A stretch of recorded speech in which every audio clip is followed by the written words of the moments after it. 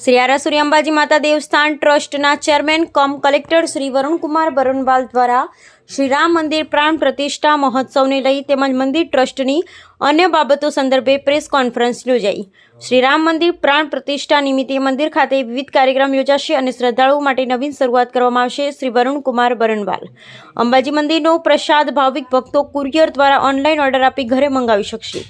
શ્રી આરાસુરી અંબાજી માતા દેવસ્થાન ટ્રસ્ટના ચેરમેન કમ કલેક્ટર વરુણકુમાર બરનવાલ દ્વારા આગામી 22 જાન્યુઆરીના રોજ શ્રી રામ મંદિરના પ્રાણ પ્રતિષ્ઠા મહોત્સવ નિમિત્તે અંબાજી મંદિર ખાતે આયોજિત થનાર વિવિધ કાર્યક્રમો તેમજ અંબાજી મંદિર દ્વારા થનાર નવી બાબતોની શરૂઆત અંગે પ્રેસ મીડિયાને માહિતગાર કરવા માટે પ્રેસ કોન્ફરન્સનું આયોજન કરવામાં આવ્યું। શ્રી વરુણકુમાર બરનવાલ દ્વારા ઉપસ્થિત મીડિયા કર્મીઓને જણાવવામાં આવ્યું કે તારીખ 22 જાન્યુઆરીના રોજ અંબાજી ખાતે 5 દિવસ માટે આયોજિત થયેલ વંશ સેતુ ચેતના યાત્રાનું સમાપન સમારોહ યોજાશે, જેમાં ગૃહ રાજ્યમંત્રી હર્ષભાઈ સંઘવી, પર્યાવરણ મંત્રી શ્રી મુળુભાઈ બેરા અને રાજ્યમંત્રી મુકેશ પટેલ તેમજ અન્ય મહાનુભાવો હાજર રહેશે।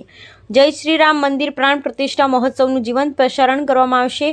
તારીખ 22 જાન્યુઆરીની સાંજે અંબાજી મંદિર ચાચર ચોકમાં ગુજરાત સાહિત્ય અકાદમી સાથે મળી સુવિખ્યાત ગાયિકા મૈથિલી ઠાકુર દ્વારા ભજન સંધ્યાનું આયોજન કરવામાં આવ્યું। અંબાજી ખાતે રામ મંદિર અયોધ્યા ખાતે વિતરણ થનાર પ્રસાદ માઈ ભક્તોને આપવામાં આવશે। શ્રી વરુણકુમાર બરનવાલ દ્વારા વધુ વિગતો આપતા જણાવવામાં આવ્યું કે રામ મંદિર પ્રાણ પ્રતિષ્ઠાના પાવન દિવસે અંબાજી મંદિર સંચાલિત અંબિકા ભોજનાલય ખાતે નિઃશુલ્ક ભોજન વ્યવસ્થા શરૂ કરવામાં આવશે। અત્યારે શ્રદ્ધાળુઓને ટોકન દરે ભોજન વ્યવસ્થા આપવામાં આવે છે, જે બિલકુલ નિઃશુલ્ક રહેશે। તેના માટે કમિટી બનાવવામાં આવશે। નિઃશુલ્ક ભોજન વ્યવસ્થા માટે દાતાશ્રીઓ પાસેથી દાન પણ લેવામાં આવશે। દાતાશ્રીઓ પાસેથી એક થાળી માટે 51 રૂપિયાનું દાન, એક ટાઈમ માટે 51,000 રૂપિયાનું દાન, સમગ્ર દિવસ માટે 1,11,000 રૂપિયાનું દાન આપી શકશે। તેઓ વધુમાં જણાવ્યું કે યાત્રાધામ અંબાજીને સુપ્રસિદ્ધ મોહનથાળ અને ચીક્કીનો પ્રસાદ હવે માઈ ભક્તો અંબાજી મંદિરની વેબસાઇટ પરથી ઓનલાઈન મંગાવી શકશે। ઓનલાઈન ચૂકવણી કરી તેઓ ઘરે બેઠામાં અંબાના પ્રસાદ કુરિયર દ્વારા મેળવી શકશે। અંબાજી મંદિરની અંદર અને અંબાજી ગામની અંદર અમે અમુક નવા ઇનિશિયેટિવ્સ શરૂ કરીએ છીએ, જેમાં સર્વપ્રથમ છે કે અંબાજી મોહનથાળ અને ચીક્કી પ્રસાદનું હોમ ડિલિવરીની સર્વિસ અમારા ઓનલાઈન વેબસાઇટ ઉપર અને મંદિરની અંદર પણ એની બુકિંગ સ્વીકારવામાં આવશે। એ સુવિધા શરૂઆતમાં સમગ્ર ગુજરાત રાજ્યની અંદર અવેલેબલ થશે અને ઓર્ડર થાય એનાથી 4 દિવસની અંદર પ્રસાદ બધા ભક્તોના ઘર સુધી પહોંચે અને એના ટ્રેકિંગની સહિતની બધી માહિતી પણ ભક્તોને મળે એ પ્રકારની વ્યવસ્થા અંબાજી મંદિર દ્વારા કરવામાં આવનાર છે, જે ફેબ્રુઆરીના ફર્સ્ટ વીકની અંદર અમે એનું લોન્ચિંગ કરવાના છીએ।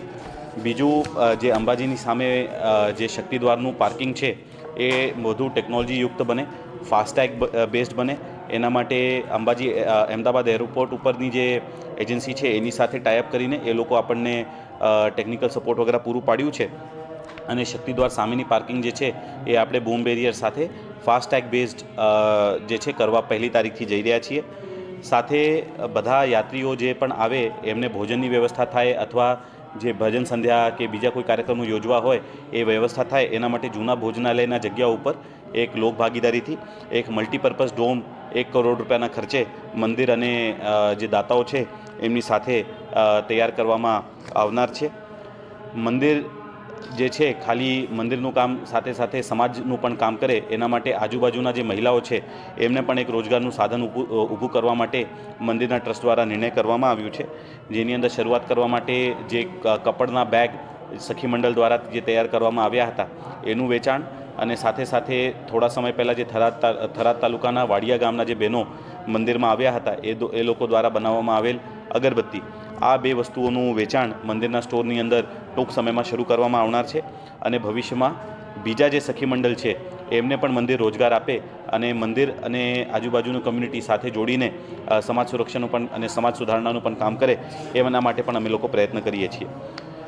જે ઇકો ફ્રેન્ડલી થીમને આગળ વધારતા જે બોટલ ક્રશર મશીન અમે લોકોએ ભાદરવી પૂનમ મેળા દરમિયાન ઉપયોગ કરેલ હતી એવી જ મશીન ફરીથી અંબાજી મંદિરની અંદર અમે મૂકવા જઈએ છીએ, જેથી પ્લાસ્ટિકના જે પણ બોટલ્સ છે એનું યોગ્ય ક્રશ કરીને એનો નિકાલ થઈ શકે।